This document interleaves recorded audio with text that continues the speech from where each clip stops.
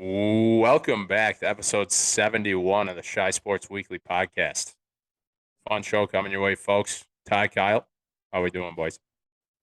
Fellas. Great to be back. Max, always late. Still great to be here, though. Just to give you Fashionably. fashionably, yeah, you are fashionably handsome and fashionably late 24/7. And That might be the fashionably, first time you've never or you haven't had to ask what episode this is. So I'm proud of no, you. I came prepared. What Okay. episode is this? 71, baby. 71. Doesn't it feel better signing on and getting on the mic after a Bears W? Yeah, honestly, yeah. How shocked were you that they won that game? Shocked. Shocked. Extremely shocked. Like, shocked. You couldn't have been that surprised because I think you sprinkled on the Bears, didn't you? No, on my life, I did not. No, I have Really? Two rules in life. One, always be nice. Two, never bet the Bears. The way you were telling me to not jinx it, I thought for sure you had some stake in the game No. financially. No. For the Bears, honest to God, never. I'll pick them in our gambling picks here. I'll never actually take. But no, to be money on honest, them. the way that game went, I expected it to be the complete opposite. Like I thought the Pats would win 33-14. Well, yeah, and before we'll get into that, let's go into some 71s here. Okay. I want to talk about a Bears number 71. Do you have any? Yeah, I do. We Who's probably have your- the same one. Who do you have? James Big Cat Williams. Oh, see, no, I had somebody else. He played right tackle and D tackle for the Bears, which is pretty impressive. I met him before, actually. Now that I think of it. He Seems started good his guy. career as a D tackle, didn't play much on the defensive side, and then converted to a right tackle. Wow, that's actually kind of crazy. You Yeah, don't see that ever. right. Um, Start to get interesting when you get north of 70. Oh yeah, very interesting. I'm gonna go with Israel Adonijah. Nice. Honestly, So, it hit me that was going to be your guy like right before you said it. So I'm looking him up, and I'm on his Wikipedia page here. He's a very interesting fella. He's from Nigeria, immigrated to Manitoba, Canada. Undrafted. This dude is an absolute house. 6'6", 275 defensive end.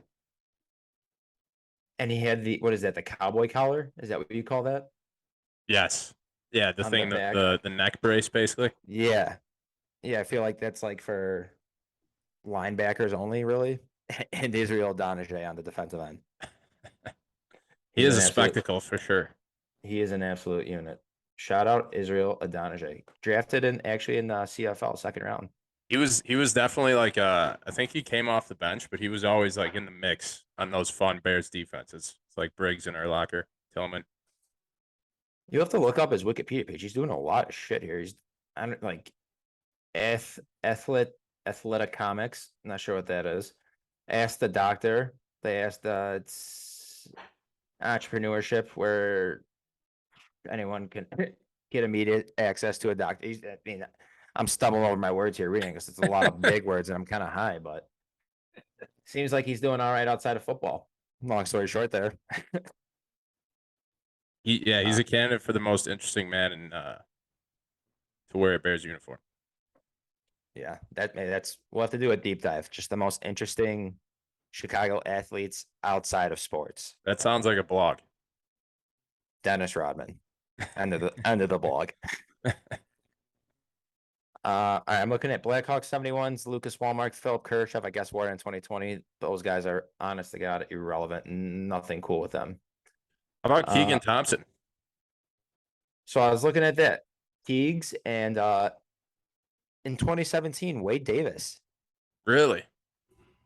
For like Is that when he first came over in the trade? They just were like they threw a 71 at him. I think that's what he wore his whole career, to be honest Really? with you. Or 17 or 71 or something along those lines. I always forget that Wade Davis was on the Cubs and just how fucking good he was. In 2017, 59 games, 32 saves, hit a 2.30 ERA. K per nine at 12.1. Like this dude was just nails. And then do you remember in game 5 again in the NLDS, he threw like 50 pitches in 2 2/3, and the Cubs beat the Nats. They're down 4-1. They brought up Davis in at the end of the game, I do remember that. struck out Bryce Harper to end it. That is the definition of nails. I mean, silent assassin. I honestly don't think, not that I've ever actually been around him, but I don't know if I've ever even heard him speak before. If he wore 71, I'm assuming he did that in reverse of 17 because Chris Bryant already had his number. That would be my guess too. But he's Wade Davis has to be one of the most, I don't want to say underappreciated Cubs because he's only here 1 year, but like just like one of the great seasons that never gets talked about. I mean, it was an exciting pickup when they got him. They're basically like, we're building up the roster for the playoffs for a playoff push, and they went and got a closer. Do you know who they traded for him? Quiz ya. Wasn't Soler, was it? It was Soler. Okay. Ding, ding, ding. We got a wiener. All right, and then Sox number 71s. None of these guys are cool. Jose Munoz, Scott Linebrink. Ramos hit a walk-off home run off Scott Linebrink. Thanks for coming to keep the change. Linebrink made a nice little career for himself. He's like a journeyman reliever, right? 12 years with a 3.51 ERA Respect. and 8 saves. So yeah, I would say that's like literally the definition of a journeyman reliever. 1, 2, 3, 4, 5, 6 different teams. Yeah. I'd like to have a beer with Scott Linebrink. I'm sure he's got some good stories. Yeah, I'm sure. I'm sure he does. The other number 71 for the Sox, Jace Fry. He's again 70. When we get up there and for in the 70s, 80s, and 90s in baseball numbers, these guys are honestly pretty boring. Nothing cool about Jace Fry. 72 will be good. Well, best one yet. Mm-hmm. All right. On this is a big week. I don't know if you're ready for it. I see you're wearing the shirt. I am. You're getting pumped. Ty, you ready? Oh, I'm ready, bud. Okay. I don't know if you said butt or bud there. I got a little Bud. confused. For those listening on Spotify, you have to watch YouTube to see my shirt. Yeah, that's a nice little segue we have there. Podcast October- 1-1. October 30th, 2016. Cubs win game 5 of the 2016 World Series.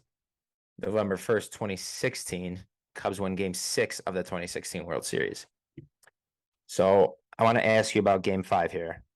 Specifically game 5, because I mean, we could go on the game 6 after, but down 3-1 in the series, down 1-0 in the game in the 4th inning. Trevor Bauer's pitching, he's dealing. At that time, the Indians bullpen was just nails. They had Brian Shaw, Cody Allen, and obviously Andrew Miller, who'd go multiple innings.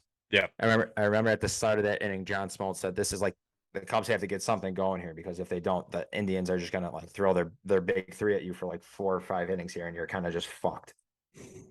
So I think Chris Bryant led off that inning. I don't know if he was like the first a frozen rope home run.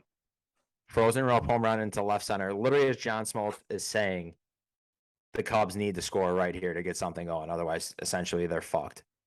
So I wanted to ask you, I know like we've talked about clutch hits and everything. Do you think this is the most clutch home run in Cubs history? Damn, that's Like- tough. Probably not in Cubs history because I think there were some big ones in games following this one, but it's right there. So where would you rank? I'll say, here, I'll give you 5 different home runs. Chris Bryant in game 4, or pardon me, Chris Bryant in game 5.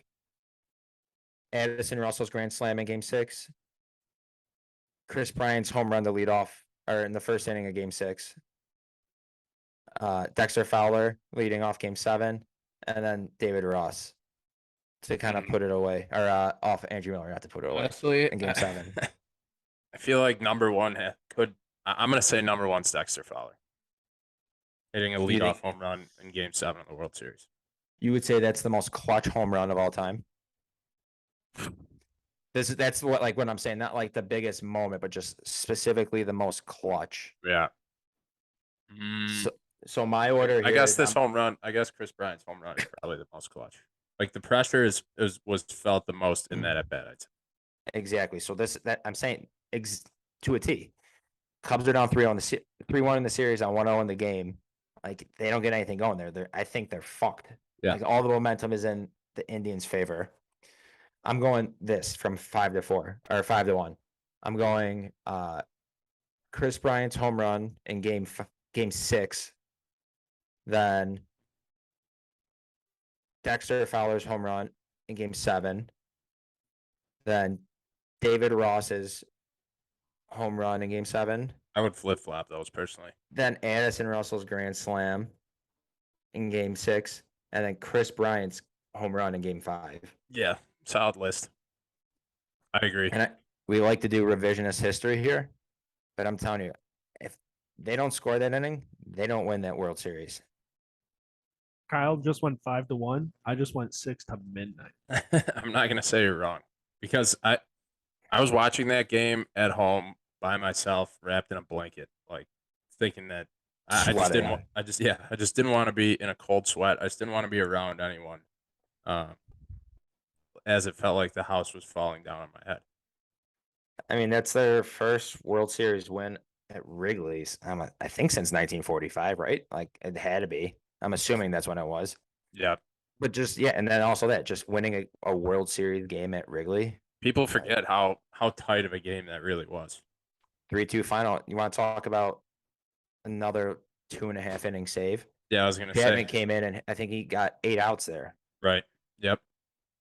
So I know people talk shit about Joe for mismanaging game 7, but there's no fucking way they win the World Series without him, right? Right.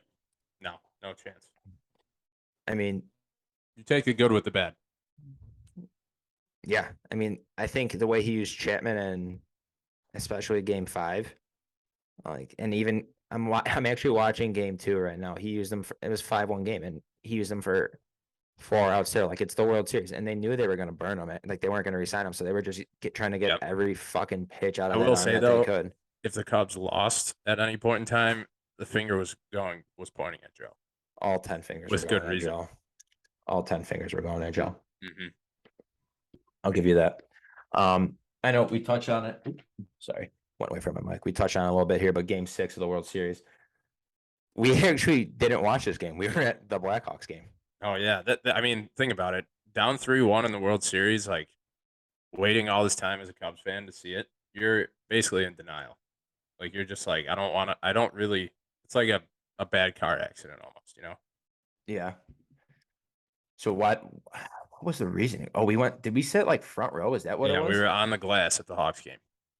I'm looking at that game up. Do you remember who the Hawks were playing that day? I want to say just for Psalm's sake that it was the Penguins. No, it was looking up Calgary Flames. Holy shit. 5-1 victory. We walk Tanner in, scored. we walk into the madhouse, and we all look at each other, and we're like, "Yeah, we're not Where's the gonna check the score. We're not gonna watch the game."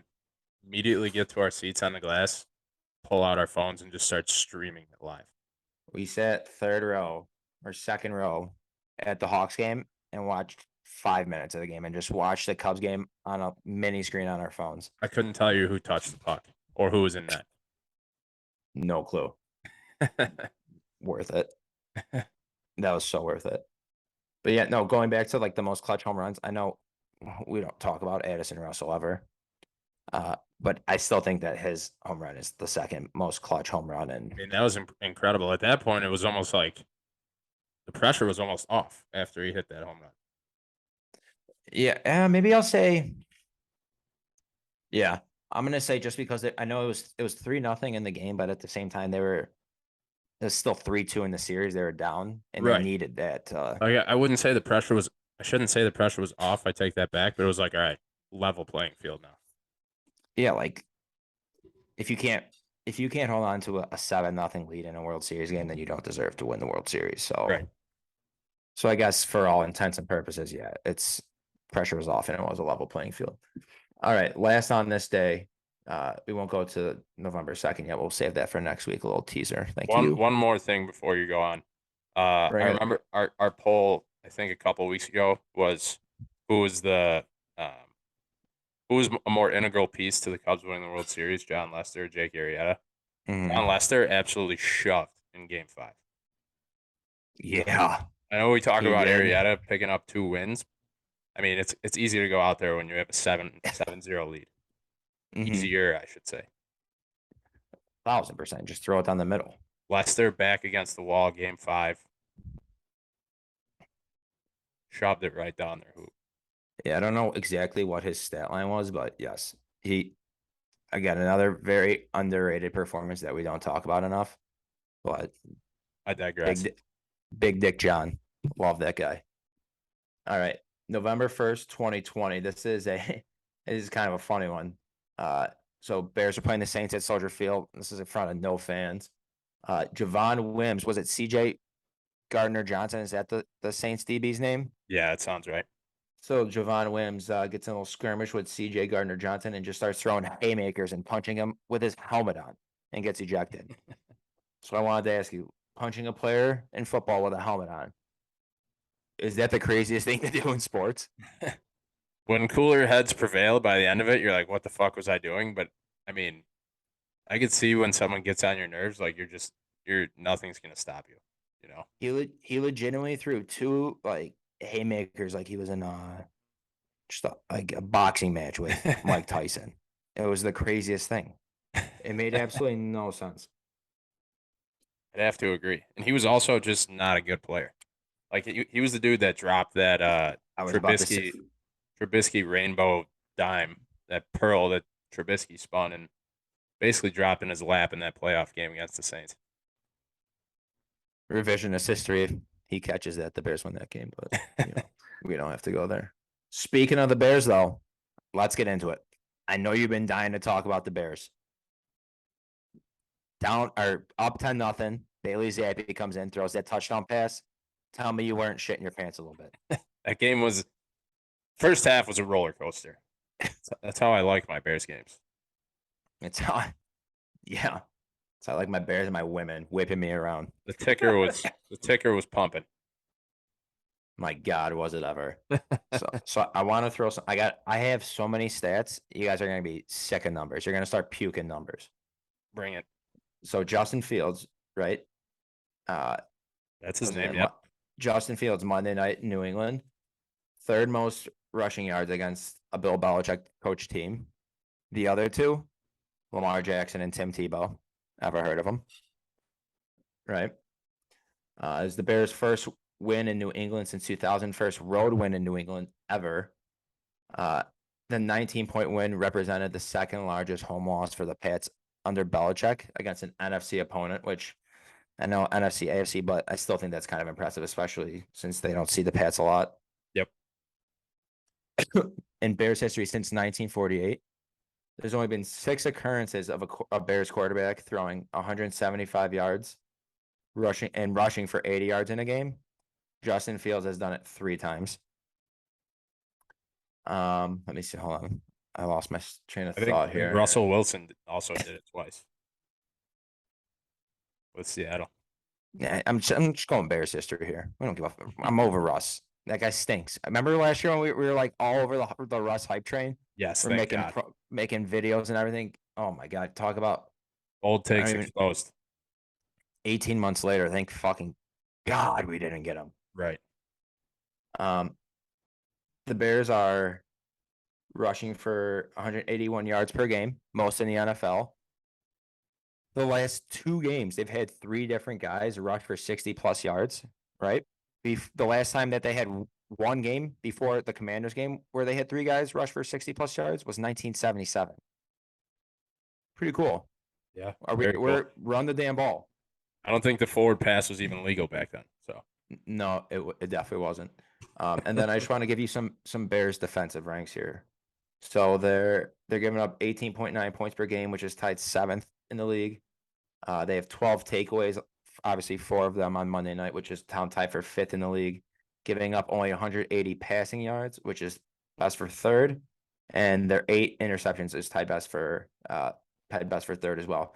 Now, obviously, the defensive ranks might go down a little bit with the trade of Robert Quinn. I always want to say Roquan Smith. It confuses the shit out of me every time. But yeah, they traded Robert Quinn today to the Eagles for a 4th round pick. I guess just I know he's 32 years old. I think was a free agent after this year. He had a pretty big cap hit. Just overall, what are your thoughts on that? I'll be honest. Initial reaction after a big win like that, you're like, oh shit. It was just like a reminder, or like it brings you back to earth. You're like, they are still kind of in rebuilding or tanking mode. Um, but I think I like that. I like the trade. He's definitely not a part of the future. He's an older guy, like we said, and you're getting draft capital. So I think it was a good move. I do have to before my monologue here. I do want to say that I saw a playoff graphic today, and the Bears were hashtag in the hunt. I saw So, that too.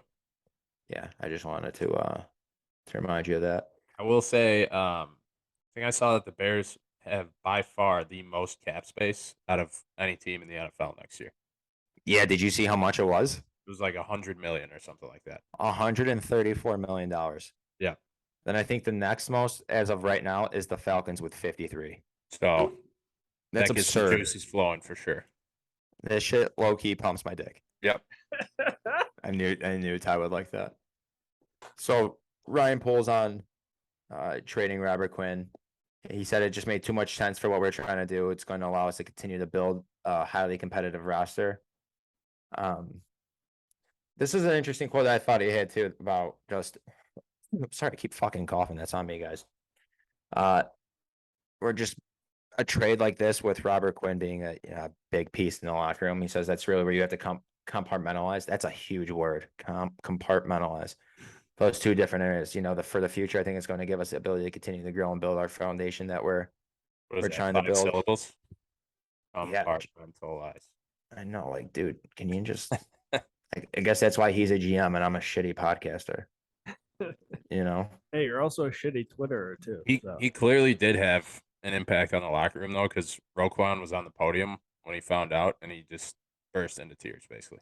And that's kind of what Poles went on to say. He said it sucks to mess with that. To be completely honest, he was just like Quinn's Leadership. He's saying yeah, his leadership. He said tweaks the fibers of the locker room, despite of how good of a business decision this was for the Bears. So I know from like on a business perspective, it seems good and dandy, but I don't know what ripple effects this has.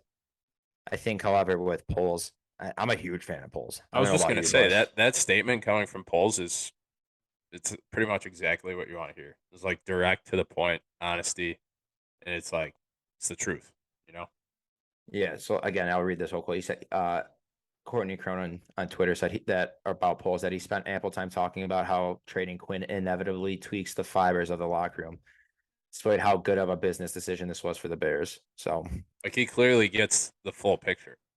He gets that it's the right move for the organization and what they're trying to do financially, and where they're headed in the future. And he also gets like how it impacts the locker room. With the, I think the trade deadline is next Monday or Tuesday. Yeah.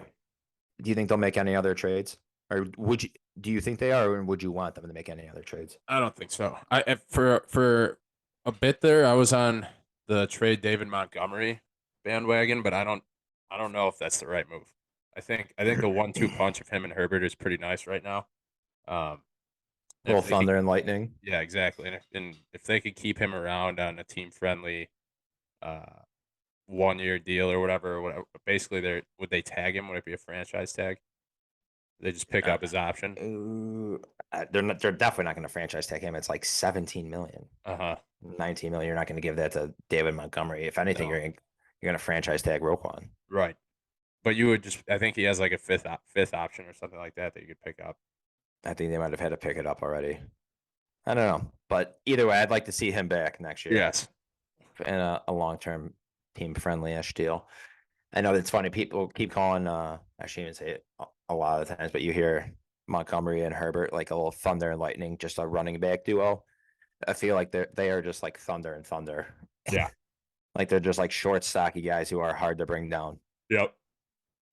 The value that the Bears got back, a 4th-round pick. You good with that? Yeah, I mean Quinn is what? He's 32. I mean that's pretty much what I would expect. I mean, he has 1 sack in 7 games this year. Right. And it's not like he's exactly. I don't know if that's just him not like fitting into their defensive scheme. with it being like a new system this year with a new coach. But yeah, I think it's a fair return. Okay, I agree. Ty, do you have any thoughts on that? Yeah, good deal, dude. I mean, shoot, big Bears guy over here. Yeah, no, I could tell. How are your Steelers doing? They lost to Tua and company this past They weekend, so kept it not good. close. Dude, yeah, they did. I fell asleep after the first drive, woke up in the fourth quarter, game was over. So You're always sleeping. This guy Fell turns asleep after the sports. first drive. The game Hey. was on like a Thursday at like 7 p.m. no, it was Sunday night. It was the Was Sunday it? night Oh, game. Sunday. Yeah, it was a Sunday. And I was hunting all weekend, dude. It wouldn't I make a mean- difference. The game could have been on Thursday at 7 p.m. and he fell asleep. It could have been the London game on Sunday morning. And he woke up, fell asleep. Kenny I will Pickett, say 3 this: picks, no good. the Bears have the Cowboys this week, which is another tough matchup. Once again, 9.5-point dogs on the road. We'll see how they do. Just hope they keep it close, honestly. But then after that, Dolphins, Lions, Falcons. Dolphins are good. They're okay. Don't- They beat the Steelers 16-10. And the Lions. Lions Dolphins are not good.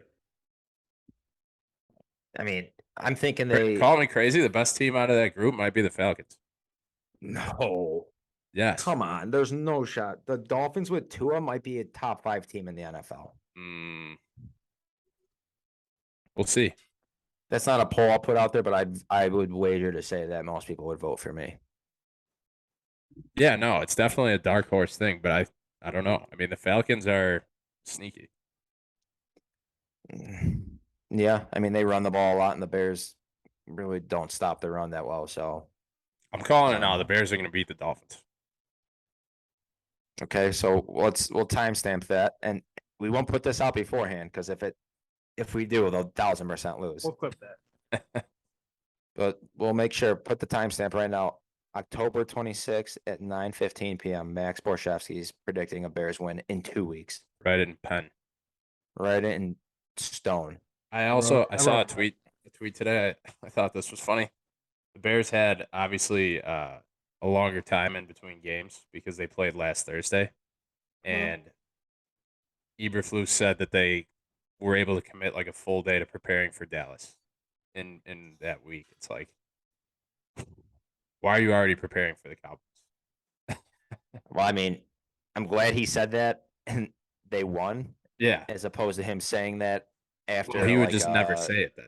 Exactly. So you know what? Sometimes ignorance is bliss, Matty boy. Just don't tell me. I don't want to know what you're doing behind the I scenes. want to know how the sausage is made. Exactly. Just give me a W or something like that. Do you guys want to go on the starting 5 or gambling picks first? Gambling picks. Okay. Yeah, let's do gambling. By the way, I think everyone's World Series picks are dead but mine. Yeah. You won. Congrats. Thanks. Just want to call that out. Okay. Well, let's look at the gambling records here in football. I'm 12-8 in first. Max, you are 11-8-1 in second. And Ty, you had a terrible week. You went 0-4. And you were in third. You are bringing up the rear and about to take it right there. So you get all 4 wrong. It's a special kind of stupid. You wouldn't get to. It's a special kind of stupid. I love that. All right. Kick us off. Who's your favorite? My favorite is Raiders -1.5 against the Saints. Interesting. Ooh. Where's that game at? Fucking knows, dude. Okay. Good. The game's in New Orleans. Thanks for being prepared there. Ty. Yeah, you got it. Max, go ahead. All right, I'll take the Titans -2 in Who are Houston. they? Really fishy line, but I'm just gonna -2 in Houston? I'm gonna put that hook right in my mouth. No, that's not. It can't be the line, is it? Wow, it is. I don't like that. I'm not gonna lie with you. That's I don't- fishy. I don't It either, makes but I'm no thinking sense. Titans would looked that- good last week. Yeah. All right. Titans -2.5. There you go. I am taking the Jags -2.5 over the Broncos. And this stems back to my hate of Russell Wilson. I think that guy is a phony. He's so annoying. Tony Deloney, dude. That's pretty much the only reason I'm doing that. Ty, your dog. Giants +3 against the Seahawks. I like that. I Must feel be like in the Giants are. Seattle. Yeah, Hold on, can I switch mine? yeah, of course. I do the switcheroos at least once a week. I'm going Niners -1.5 against the Rams. I like that. Okay, Ty, Next, bad case of switcheroos. give us your reasoning for the Giants one. Giants are hot, dude. Best team in New York. Maybe they've been. That's not true. And they're not in New York. I think they're 5-2. 6-1. 6-1. 6-1. I think they've been underdogs in like almost every one of the games besides the Bears. So Well, that's it's a fun incredible. fact. All right, Max B. Sorry, what was Psalm's pick? I don't want to take the same thing Giants as him. +3. Damn, it's a good pick. Wow, it's crazy that the Bills are 11.5-point favorites. Not touching it though. Man alive, I'm gonna go Bears +9.5. How we doing? Oh, you rat bastard. That's who I have too. Look I at think you that's guys, too much. dude. Ride with me, I think that's Ride too many with me. points. like Nelly would. I don't think the Bears are going to win, but I think that's just too many points. Give me a 17-10 game. 20-13. 23-16. I think the under's probably a good bet there. That is looking juicy. I was fucking that thing too. Ty, you're over. Rams Niners over 42.5. See, I think this is a gross game. This is going to be like a 21-17 game. Yeah, they usually are. The Ty's looking right down the barrel of another 0-4 week here. Can't wait. Staring it down. That milk is getting closer and closer. Max, the over. Man. I was looking at unders. If you have an under, I'll take that too. All right. I'm going Jags Broncos under 39.5. The Lunder. You can make a fortune betting Broncos unders. Honestly, yeah, I think the overs only hit once this week. Might throw a stack on it. This year, you mean? Yeah, pardon me. All right. Well, I'll stay in tradition of doing things in order. I'm going Lions, Dolphins over 51.5. The Lions defense stinks. And Tua's the top five, but the Dolphins with Tua are a top 5 team. People forget that. Speaking of bad defenses, I'll go Saints Raiders over 49.5. That is a big one. I don't know. That's just a good line. It is. It's set appropriately, but the Saints defense is awful. That's where you just shake the bookmaker's hand. Let me tell you the scores of the last 3 Saints games. 42-34, 30-26, 39-32. Well, maybe we don't shake the hands of the bookmaker. Maybe we just pull back and then just stick the gun out. Rob them.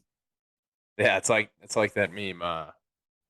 Help! Someone Call call the an ambulance, but not for me. Yeah, but not for me. We definitely went out of order here. Ty, who's your under? Titans Texans under 40.5. It's just a gross game. That's one that's like on the red zone, but not ever actually shown. You're watching red zone and see it once an hour. My under is going to be Jets Pats under 40.5. I don't know. Mac Jones is starting, so we'll see. I mean, it's just going to be kind of a muck it up and fuck it up sort of game. What a blow to your confidence. I should have. Shocked you didn't take Jets +2.5. Yeah, no, that's fishy. I actually think I might bet the Pats. I don't know. That's the Jets. That's your kryptonite, huh? Is Belichick? Otherwise, you've been hammering the Jets all year. I have been. I literally kind of think. I think I might have taken them 4 straight weeks, maybe 6 times overall this year. Yeah, I've definitely taken them a lot. Fuck, what was I about to say? I don't know. I digress. All right. let's our starting five is gonna be 4th-round draft picks. This is just from I guess any team in the NFL. This is because the Bears got a 4th-rounder for Robert Quinn today. So we'll go in the same order that we did for our gambling picks. Ty, you're in last, so you go first. All right, that's me, dude. I'm going Asante Samuel, dude balled out. I like that pick. Yeah, he did.